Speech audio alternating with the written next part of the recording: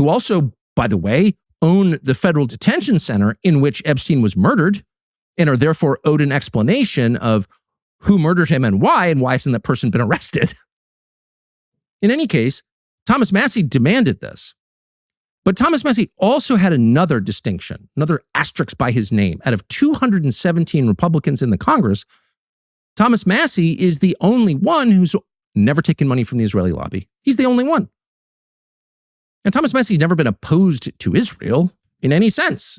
You can search the archive for Thomas Massie attacking Israel or Jews or anything on the topic.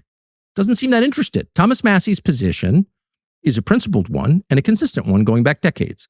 The United States has a lot of problems, and maybe first among them is a debt problem. The United States is bankrupt, beyond bankrupt.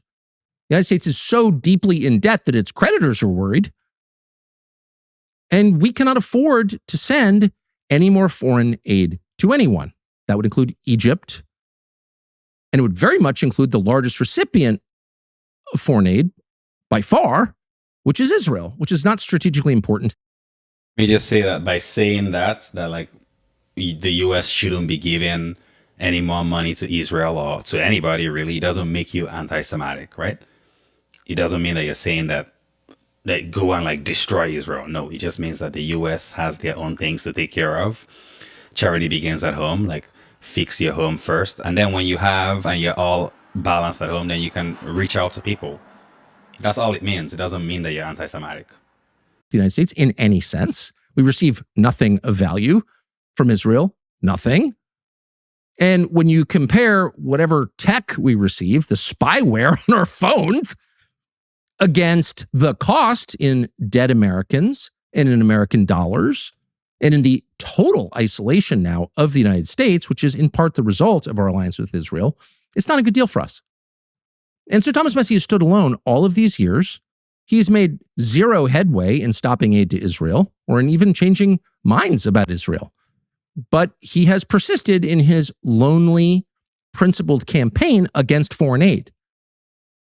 And so because of that, Trump colluded with three of his donors, including his biggest, Mary Madelson, to destroy Thomas Massie and to end his career in Congress by beating him in the Republican primary in the 4th District of Kentucky, a place we can bet Mary Madelson has never been to and could not find on a map, and in which she has no real interests.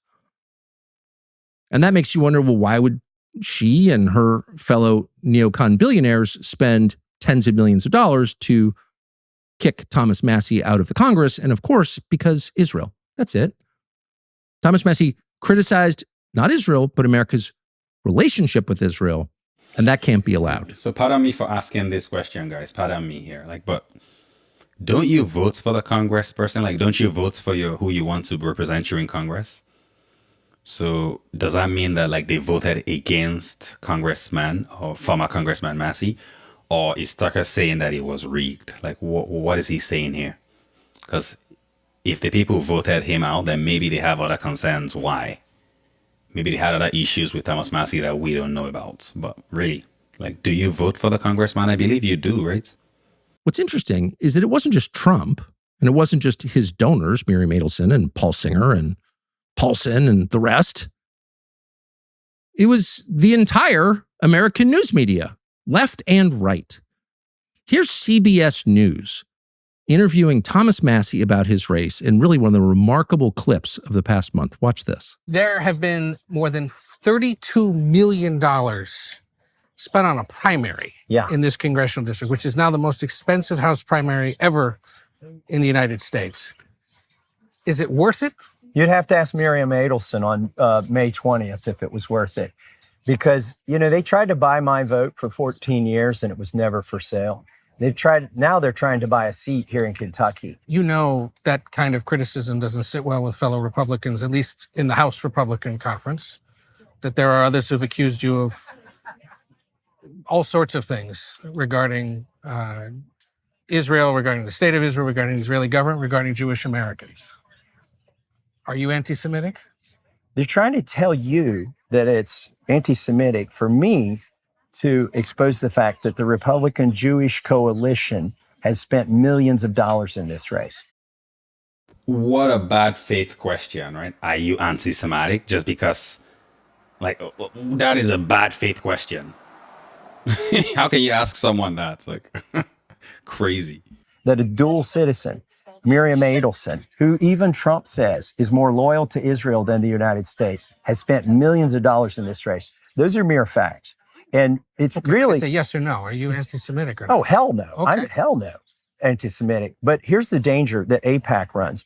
They've been too cute by a half. They've tried to get Mike Johnson, and he's willingly done this, conflate in resolutions on the House floor that anti-Zionism equals anti-Semitism. Or even worse yet, that if you don't support Benjamin Netanyahu's war in Gaza, then you're anti-Semitic.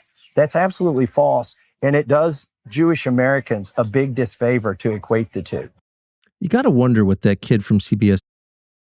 I apologize to cut off Tucker here, but really, like, I have to question, right? Like, why would he ask that? Like, I wonder why Massie didn't ask him. Like, why do you ask? No, I'm not. Why do you ask? Is there something I've done that gave the impression that I am? News is being paid, and does he ask himself, is it worth it? So he of course asked the question to Massie, which is not a question, it's slander posing as a question. Are you an anti-Semite? There's no evidence Massie's an anti-Semite. He's never said anything, not one thing, anti-Semitic, ever, because he's not an anti-Semite. Are you an anti-Semite? To which Massie says, no, actually, the Republican Jewish Coalition is spending millions to beat me because I don't believe in sending more money to Israel to fund their genocide against the Palestinians. Doesn't say that, but that's what this is about. Should the United States government pay for a genocide? No, would be the answer for most people. But the reporter doesn't even listen to it. Are you an anti-Semite? Yes or no? To which almost was Massie said, well, yeah, well, I'm an anti-Semite, but I mean, what? Are you an anti-Semite? So the reporter gets to say it twice. Anti-Semite, anti-Semite.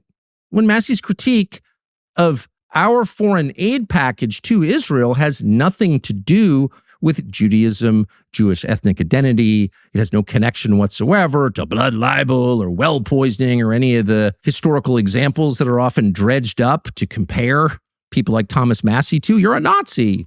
He is in no sense a Nazi. In fact, he's an anti-authoritarian, unlike the reporter from CBS News, who's bludgeoning him over the head with slander.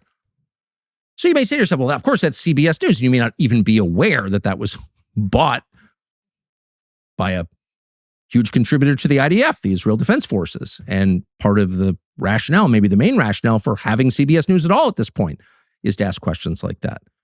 If you didn't know those facts, you might think, well, that's just the mainstream media, the lamestream media, using the same tactics they always have: slander, innuendo, attacks posing as questions, not bothering to listen to the answer, totally uninterested in the reality of anything, pushing an agenda.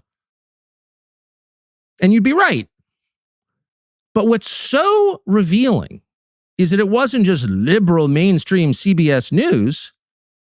It was what's often incorrectly described as the far right. The far right.